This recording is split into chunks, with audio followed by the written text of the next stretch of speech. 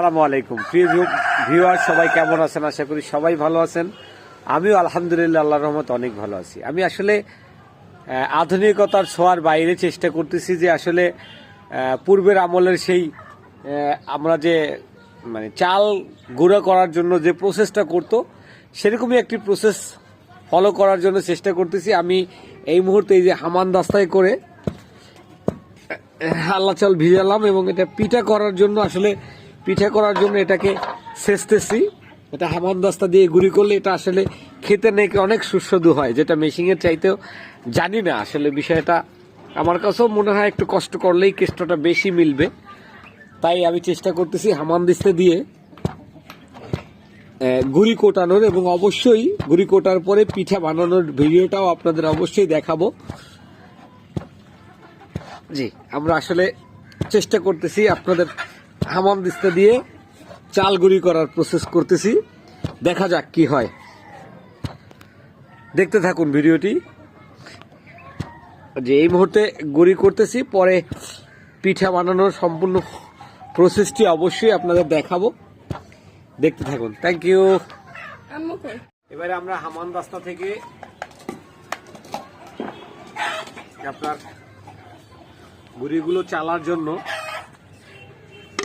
আমরা এসে উঠিয়ে নিলাম। এবার চালিয়ে দিচ্ছি। এটা করলে মিহি গুঁড়োটাই নিচে পড়বে, আর যে চালটা আছে চাল যেটা থাকবে সেটা উপরেই রয়ে যাবে। তো আমরা আসলে সম্পূর্ণ প্রসেসটা আপনাদের দেখানোর চেষ্টা করব। আমি হামান দিস্তায় চাল গুঁড়ো করার সিচুয়েশন, এবার ঝাড়ার পালা, এরপরে দেখতে পারবেন পিঠা বানানোর দৃশ্য। থ্যাংক ইউ, দেখতে থাকুন। মুহূর্তে আসলে আমি এটাকে আপনার গোলার নিয়মটা আপনাদের বলে দিচ্ছি, কেননা আসলে প্রতিনিয়ত আমরা এটা গোলার ক্ষেত্রে অনেক ক্ষেত্রে গোলার উপর ডিপেন্ড করে আসলে পিঠা ফুলবে কিনা।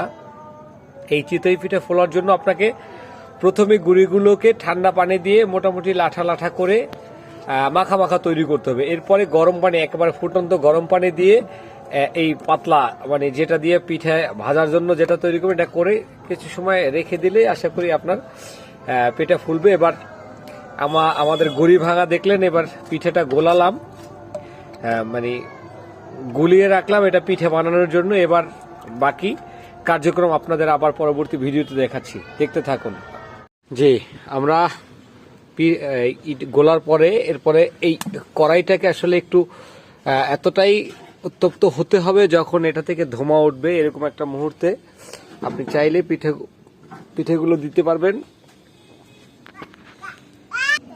জি, যাই হোক, আমরা প্রথম খোলা দেওয়ার চেষ্টা করতেছি আল্লাহর নাম লইয়া। দেখা যাক,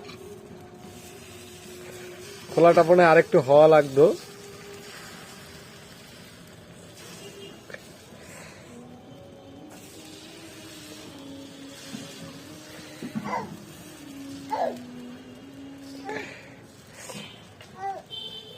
যাই হোক, চিতই পিঠা আশা করি দিয়ে দিলাম। দেখা যাক, ইনশাল্লাহ হয়ে যাবে।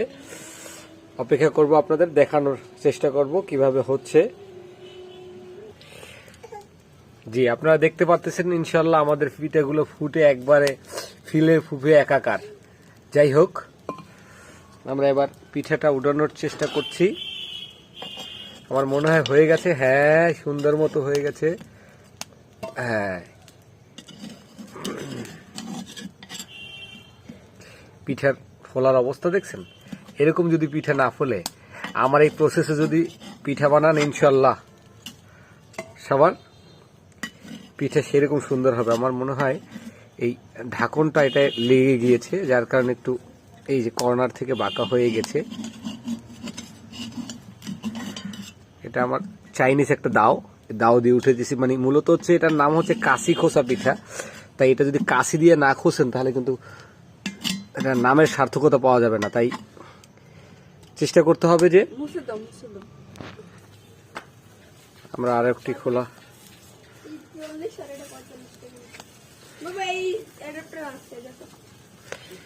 ওয়েট 3 in 1 or 1:1 হইলে তো হয়।